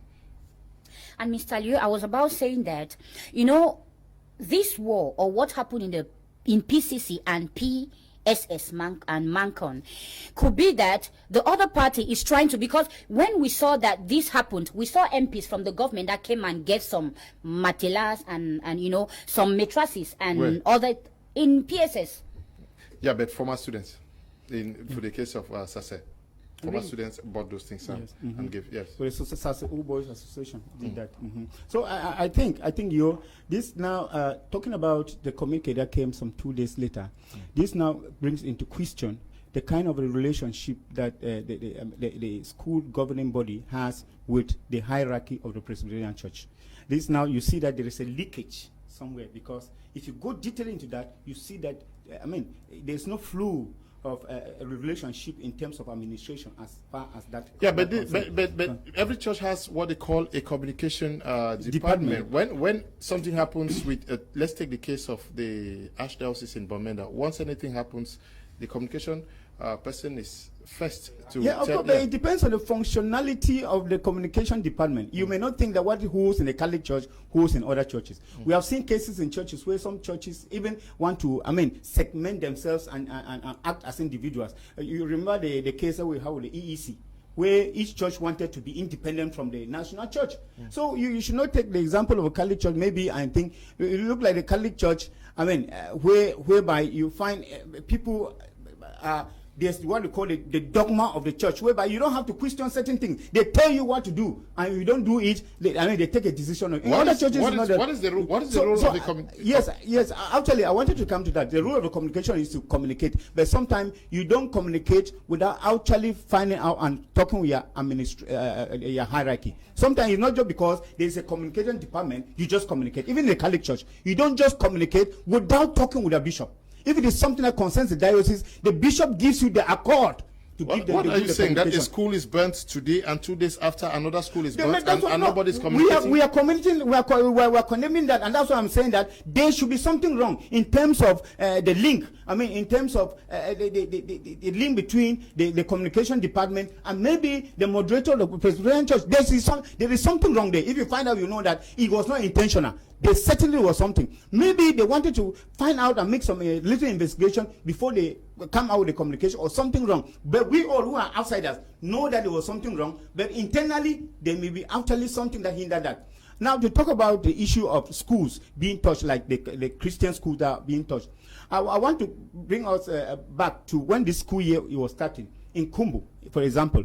What happened is that the military went to confessional school, to mission schools, and there was a report, a media report, that the military was driving people from mission schools and said that until the government schools are full, the mission schools will not hold. That was a report that was made out in the media houses. So we begin to see maybe some kind of intentions that maybe the government has, maybe to frighten people, parents from sending their children to private school and give impression to the government that the government is functioning. Everything is possible. These accusations are very grave. Well, it's not a grave accusation. We are looking at all possibilities as far as war is concerned, just as we were talking about who did the act. And I talked about Amber maybe having their own people in the community or a student. The high possibility is even that of the military having their own children in those schools. We cannot rule that. Until proper investigations are carried out, you may never ever be able to say with certitude that this is what happened. Okay. Now, what should be the fate of other schools? What has to happen is that security is beefed up, whether you like it or not. You say the problem should be solved, but children need to conclude this school year now. Mr. Leo, while waiting for this, it is just but obvious that we will expect that schools, the security should be beefed up. But the question I'm asking is, how certain are we that the military is also not the cause? How certain are we? So you see, those questions now, they keep us in a state where we end up being like we're in the middle of the road because we do not know exactly who have done what. Okay. So there is need for an investigation to take place, and after that investigation has taken place, then we can come to a conclusion. But like you said, I think that to protect the children, because it is a duty of the state to protect the children, normally the best way to do it at this particular moment where guns are out is that the military should be increased around those schools. That's just beefing up the security. And Mr. Leo, you see, at times when we speak like this, it seems as if we want to take a side, but struggling to stay in the middle seems also very difficult to stand in the middle, because you are looking at the situation at hand. You know very well that there is something that is happening which there could be an easy solution, though somebody will tell you there is never an easy solution in the midst of war. But I believe that it could be dealt with once and for all, and that is why I keep on saying that let the Cameroon government go on a negotiating table and discuss this stuff, negotiate it and end it, so that we can talk of peace again. Because we keep on talking and looking for what strategy that could be applied to somehow protect people.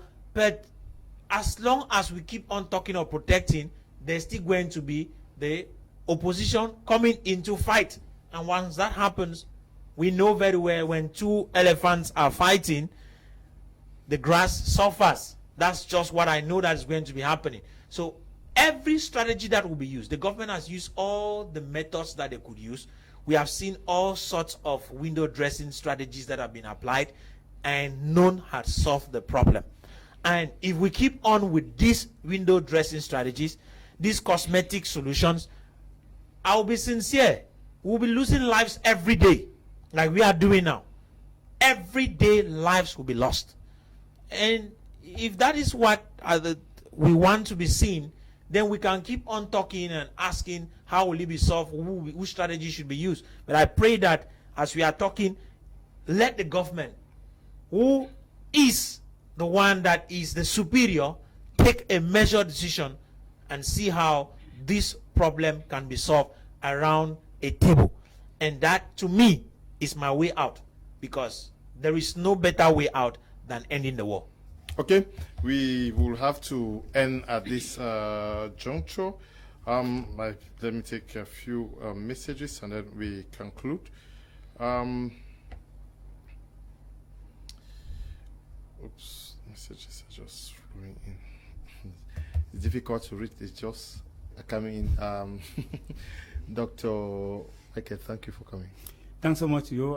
It's a pleasure. And just to say that every contribution, every bit of contribution we give here, we give from our modest hearts, and we give with human hearts. And all we want to do is to bring a situation to stability in our regions. We are not happy. Particularly, I'm not happy staying out of my home for almost 4 years. At least it is also my hope to be able to enjoy my sweet Bamenda, as somebody sang in a song. I think that those who are actors in this war, be you abroad, be you in the bush calling yourself Amber, be you in the military, please let us actually exercise some goodwill. If you are someone who is, enjoying from the fruits or from the booties of the war, please know that that booty would act as porch, or will act as a running stomach to you and your entire family. And that gives you the more reason why you have to end it, you have to stop it, you have to work for peace to come back in the North and Southwest region. Thanks so much, Leo. Okay, thank you too for coming, Professor Mark. Thank you, Leo. It's my pleasure always being at this platform to educate and to talk to fellow Cameroonians. I think that anytime I'm called up, I will be available. Thank you, and I want to send special greetings to my family, to my wife who is watching me right now from Boya. Mr. Kumfa, writing from Boya, says, please don't forget that the fact that investors of educational institutions in Francophone Cameroon may be behind these burnings. Okay. Good evening, Mr. Lewis. Fred from Bamenda. I'm enjoying your program. Thank you, Fred. Good evening. Good evening. The issue truly needs serious and genuine investigation, but how can we trust the government when we still await Ngabu, Babanki, Bali, Benin, and Kumba? Okay, good evening to you people in the house. As a conflict expert, this conflict in Cameroon is an asymmetric conflict that is both parties stand firm on their positions. No one wants to shift, and the only thing that can change as of now is the interest of the disputants. Okay, thank you very much. This one says, greetings to you all in the studio. Melvis writing from Bamenda. I'm with Madame Ba, 100%. She just said it all, because if the military are the to secure the environment, when that incident happened, where were they? Okay. Mr. Kum, the simplest way to stop the Anglophone crisis is to Yuktabe and Co are in prison just a few kilometers where the president and all the government officials reside. Raymond writing from the United Arab Emirates. Good evening, Mr. Kum. PSS Bafut and PSS Mankon are on the same campus of PSS Mankon.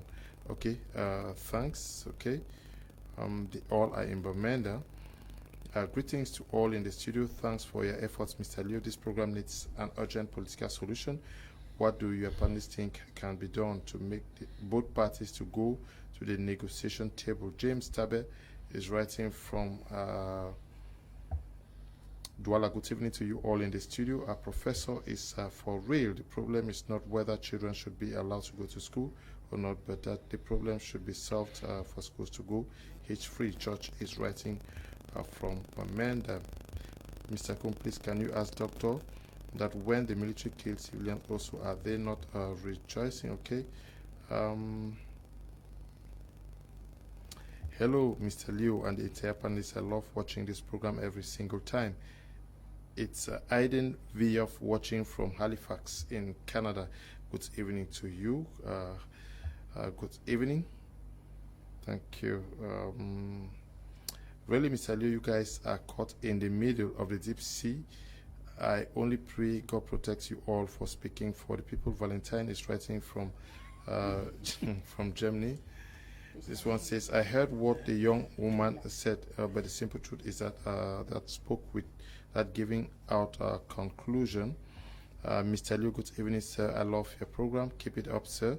Just to tell you that the day human beings will realize that we all were made from dust and will return back to dust, then they will see how to end up these atrocities to one another. My brother Iyabe is writing from Bamenda. Thank you for coming. Thank you, Mr. Liu. Thank you for creating a platform like this for us to discuss important issues that is disturbing Cameroon at this moment. I want to call on the government to look for a solution to end this Anglophone crisis, because I will still speak to the fact that those 4 adolescents that were killed in Bamenda, I haven't heard any communique on this. I haven't heard anybody spoken on this. It means the lives of these children are not really important. That's the question, because normally there was supposed to be a communique from the government, the chief of communication from the government that was supposed to, you know, bring out an investigation to bring or to tell us the crime of these adolescent children. So I call on the government to look for a solution, because enough is enough. We are tired and we want the Anglophone crisis to come to an end.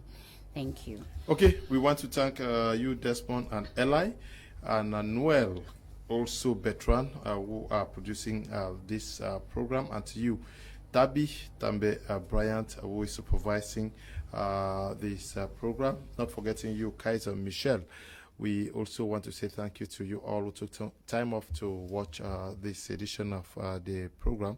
Stay blessed. Bye-bye.